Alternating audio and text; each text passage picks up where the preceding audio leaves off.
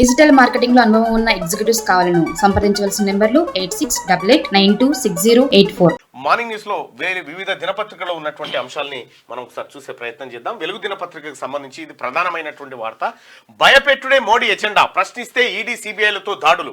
రాహుల్ గాంధీ 10 ఏళ్లుగా రాజ్యాంగంపై దాడి చేస్తున్నారు. నేను ఎన్డీఏ సర్కార్ బాధితుడినే, నాపై 20 కేసులు పెట్టి ఇల్లు గుంజుకున్నారు. హింసను ప్రేరేపించే వాళ్ళు హిందువులు ఎట్లయితారు? శివుని చేతిలో త్రిశూలం అహింసకు ప్రతీక.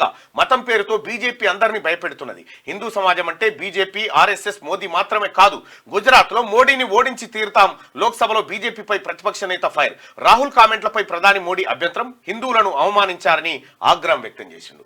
ఇంకా కేంద్ర ప్రభుత్వానికి వ్యతిరేకంగా ఎవరు మాట్లాడినా, అవినీతిపై ఎవరు నిలదీసినా వాళ్ళను దర్యాప్తు ఏజెన్సీలతో భయపెట్టుడే ప్రధానమంత్రి నరేంద్ర మోడీ ఎజెండా అని కాంగ్రెస్ ఎంపీ లోక్సభలో ప్రతిపక్ష నేత రాహుల్ గాంధీ అన్నారు. 10 ఏళ్లుగా రాజ్యాంగం, దేశ విలువలపై ఓ క్రమ పద్ధతిలో దాడి చేస్తూ వస్తున్నారని ఫైర్ అయ్యారు. సొంత పార్టీ ఎంపీలను కూడా మోడీ వదలలేదని ఆరోపించారు. వారిపై కూడా నిఘా పెట్టారని విమర్శించారు. ఆపోజిషన్ పార్టీ లీడర్లపై ఈడీ, సిబిఐ, ఐటీతో దాడులు చేయిస్తున్నారు. కొంతమంది లీడర్లు ఇప్పటికీ జైల్లోనే ఉన్నారు. నేను ఎన్డీఏ సర్కార్ బాధితున్నే, నాపై కూడా 20కి పైగా కేసులు పెట్టారు.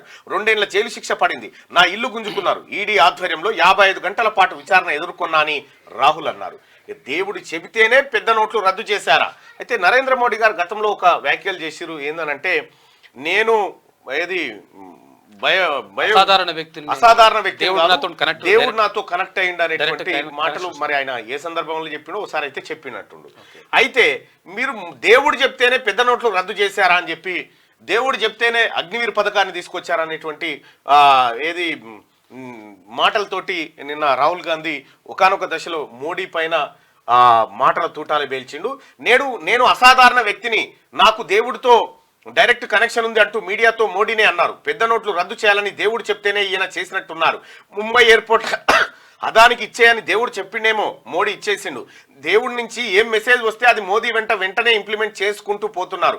పరమాత్మ డైరెక్ట్ గా మోడీ ఆత్మతో మాట్లాడుతుండు. మనమంతా సాధారణ మనుషులం, అందరూ మాదిరి పుట్టి చనిపోయే జీవులం. కానీ నరేంద్ర మోడీ గారు అట్లా కాదని చెప్పి నిన్న కొన్ని వ్యంగ్యాస్త్రాలు ఆయన మీదకి ప్రదర్శించడం జరిగింది. ఏదేమైనప్పటికీ కూడా ఈ అంశాన్ని మనం ఒకసారి పరిశీలిస్తే ఇదేమో మల్లికార్జున ఖర్గే గారి కామెంట్స్ ఇవి. చందాదేదో దందాకరో ఇది మోడీ నినాదం. రాజ్యసభలో ఖర్గే విమర్శలు చేసినటువంటి మాట. అయితే ఇక్కడ భయపెట్టుడే ఏంది అసలు ఈ పంచాయతీ? శివుడి బొమ్మని రాహుల్ గాంధీ గారు ఎందుకు లేవనెత్తిండు? శివుడి బొమ్మలో ఆయన ఎడమ చేతి వైపుకు వెనకల వైపు ఉన్నటువంటి త్రిశూలాన్ని ఉచ్చరిస్తూ, ఈ త్రిశూలం ఇది మారణాయుధం అయితే ఆయన కుడి చేతిలో ఉండేది, కానీ శాంతికి ప్రతీక అనేటువంటి మాటను అక్కడ రాహుల్ గాంధీ గారు అక్కడ శివుడి ఫోటోను చూపిస్తూ చేసినటువంటి వ్యాఖ్యలు ఏవైతే ఉన్నాయో దానిపైన ఇటు మోడీ ఇటు అమిత్ షా తీవ్ర స్థాయిలో అభ్యంతరం వ్యక్తం చేసినారు. మరి హిందూ దేవుడే కదా, హిందూ దేవుడి ఫోటో చూపిస్తే వీళ్ళు ఎందుకు అభ్యంతరం చేసినారంటే ఇక్కడ అసలు పంచాయతీ వచ్చింది. ఒకసారి మనం మాట్లాడుకుందాం దాని గురించి. పంచాయతీ అంటే మామూలు పంచాయతీ కాదు. ఇది అసలు శివుడి ఫోటో రాహుల్ గాంధీ చూపెట్టడం వెనకాల ఉన్న స్ట్రాటజీ ఏంది? ఎందుకు మోడీ, అమిత్ షా ఈ అంశాన్ని భయపడ్డారు? ఈ అంశాలు చూసుకుంటే ఇక్కడ శివుడు, రాముడు.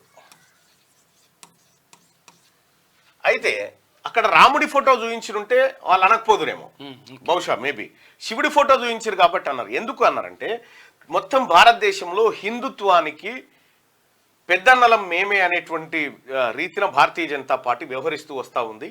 సో ఇక ఈ దేశం అంటే హిందుత్వం, హిందుత్వం అంటే రాముడు అంటే వీళ్ళందరినీ రక్షించేటువంటి భారతీయ జనతా పార్టీ. సో దాని అనుబంధ సంస్థగా ఉన్నటువంటి ఆర్ఎస్ఎస్ అనేటువంటి ఒక వ్యవహారం నడిపించారు. కానీ ఇక్కడ రాహుల్ గాంధీ గారు అత్యంత చాకచక్యంగా, తెలివిగా శివుడిని తెరపైకి తెచ్చిండు. శివుడిని తెరపైకి తేవడం అంటే, సరే ఇక్కడ ఏ వివాదాల్లోకి పోవడం మా ఇంటెన్షన్ కాదు, కానీ ఉన్న విషయాన్ని విశ్లేషించి చెప్పడం మా అంశం. అయితే మీరు ఇక్కడ మనం గమనించాల్సింది ఒకటి ఏంటంటే, అసలు ఈ అంశాన్ని మనం విశ్లేషించకంటే ముందు దశావతారం అనేటువంటి సినిమా, దశావతారం సినిమాలో శైవులు వైష్ణవుల మధ్య ఒక భీకరమైనటువంటి యుద్ధం జరుగుతుంది.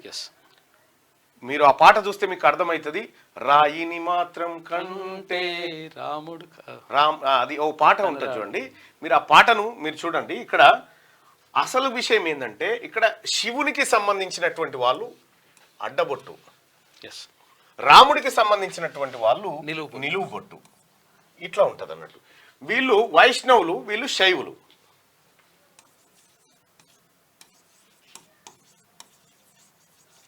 వీళ్ళు శైవులు. శివుని ఆరాధించే వాళ్ళు శైవులు. వైష్ణవం అంటే విష్ణువుని ఆరాధించేటోళ్ళు, వీళ్ళని ఆరాధించేటోళ్ళు. వీళ్ళందరినీ కూడా సహజంగా హిందువులు అని చెప్తా ఉంటారు. అయితే ఇక్కడ ఉన్నటువంటి వేరియేషన్ ఏంటంటే, సపోజ్ ఇప్పుడు ఇది ఏం గుడి, శ్రీశైలం కాదు, ఇక్కడ ఉందిగా రావుకేతుల పూజలు చేస్తారు చూడడా, ఇది శ్రీకాళహస్తి. శ్రీకాళహస్తి ఇక్కడ ఇది. అవును. తిరుపతి,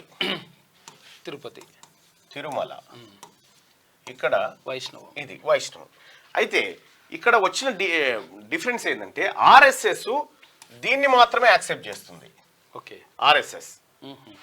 సో రాముడు అనేటువంటి అంశాన్ని తీసుకొచ్చి అది. అయితే ఇక్కడ ఏమైందంటే ఇక్కడ వైష్ణవులు శైవులు ఎవరైతే ఉన్నారో, ఇక్కడ శ్రీకాళహస్తిలో పూజారి ఇక్కడ పూజ చేయడానికి ఒప్పుకోడు, తిరుమలలో పూజ చేస్తున్న పూజారి ఇక్కడ పూజకు ఒప్పుకోడు. ఎందుకంటే వాళ్ళ మధ్యలో ఒక వర్టికల్ డివిజన్ ఉంది, అది కనిపించలే ఇన్ని రోజులు. ఆ అంశం తెరపైకి వచ్చింది. ఇన్ని రోజులు ఈ వర్గాలన్నింటినీ హిందువులుగా ప్రొజెక్ట్ చేస్తూ వస్తున్నటువంటి బీజేపీ ఏదైతే ఉందో దాని మధ్యలో లేదు వీళ్ళ మధ్యలో గ్యాప్ ఉందనేటువంటి అంశం ఫోటో తర్వాత చర్చకు వచ్చింది. ఇప్పుడు ఏమైతుంది, ఇప్పుడు ఎందుకు మోడీ అమిత్ షా గారు ఈ అంశం మీద అభ్యంతరం వ్యక్తం చేస్తా ఉన్నారంటే, ఒకవేళ వీళ్ళు ఇట్లా డివిజన్ అయిపోతే బీజేపీ వైపు మిగిలేది వీళ్ళు, ఇతరులంతా హిందువుల ఏది అంశం ఏదైతే ఉందో ఇది ఇటువైపు వస్తుంది. అయితే రాహుల్ గాంధీ గారు దాన్ని త్రిశూలాన్ని చూపిస్తూ, అంటే ఏదో కించపరిచినట్టు ఏదో అనలే, కాకపోతే ఏం చెప్పిండంటే ఆయన ఆ త్రిశూలం అనేది శాంతికి ప్రతీక అని చెప్పిండు. ఇక్కడ శైవులు వైష్ణవులు అనేటువంటి అంశం చూపించడం ద్వారా తెరపైకి వచ్చింది.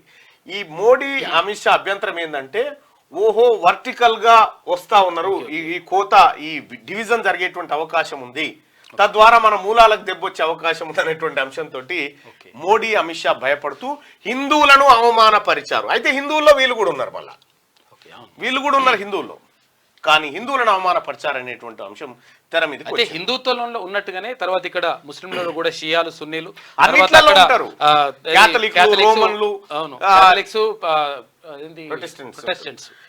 ఇట్లా రకరకాలుగా అన్ని మతాల్లో ఈ డివిజన్ ఉంది. అన్ని మతాల్లో ఉంది, లేదని కాదు, అన్ని మతాల్లో ఉంది, అన్ని మతాల్లో ఈ వ్యవహారం ఉంది. కానీ పార్లమెంట్ లో జరిగినటువంటి చర్చ ఏదైతే ఉందో, బీజేపీ ప్రధాన ఆయుధంగా ఉన్నటువంటి హిందూ అనేటువంటి అంశాన్ని ఒక ఇట్లా డివిజన్ లోకి తీసుకురాగలగడంలో రాహుల్ గాంధీ సఫలమైంది. ఇక్కడ కూడా రాహుల్ గాంధీ అనేకమైనటువంటి అంశాలను ప్రస్తావించి, ఇక్కడ మోడీ రామ మందిరం ఓపెన్ చేస్తే ప్రజల్ని దూరం పెట్టిండు, చాలా మంది పీఠాధిపతులను దగ్గర రానియలేదు అనేటువంటి అంశాలను ప్రస్తావిస్తూ అసలు ఇది వ్యవహారం అని చెప్పి తేవడంతో దేశంలో ఒక సమగ్రమైన చర్చ జరిగింది. రెండో అంశం, గుజరాత్లో ఈసారి మిమ్మల్ని ఓడగొడుతున్న లిక్కే రకో అన్నాడు, అంతే. ఓకే, సో ఆ రకంగా జరిగింది. ఇక్కడ రైతులను, ఆ తర్వాత మణిపూర్లో మంటలు రాజుకుంటే, మణిపూర్ మొత్తం సివిల్ వార్ జరుగుతూ ఉంటే నరేంద్ర మోడీ గారు ఒక్కసారి కూడా మణిపూర్ అనే మాట మాట్లాడలే, కనీసం అక్కడ పోయి తొంగి చూడలేదు అనేటువంటి ఆరోపణ కూడా నిన్న ఎల్ఓపి చేయడం జరిగింది. సో పార్లమెంట్లో జరుగుతున్నటువంటి చర్చ ఈ అంశాలపైన చాలా తీవ్రమైన చర్చ జరుగుతూ ఉంది. మరి ఇవాళ పార్లమెంట్ ఎట్లుంటుందో చూడాల్సినట్టుంది. ఇది శివుడికి సంబంధించి సోమవారం లోక్సభలో మాట్లాడుతున్న రాహుల్ గాంధీ, ప్రధాని నరేంద్ర మోడీ, కేంద్ర హోంమంత్రి అమిత్ షా నిన్న వాళ్ళు మాట్లాడుతున్నటువంటి మాటలు అయితే ఇది నిన్న. అయితే చాలాసార్లు కూడా నరేంద్ర మోడీ మరి ఎందుకన్నాడు, నేను డైరెక్ట్ గా దేవుడితో మాట్లాడతానేటువంటి మాటలు చెప్పారు. డిజిటల్ మార్కెటింగ్ లో అనుభవం ఉన్న ఎగ్జిక్యూటివ్స్ కావాలను సంప్రదించవలసిన నెంబర్లు 8688926084.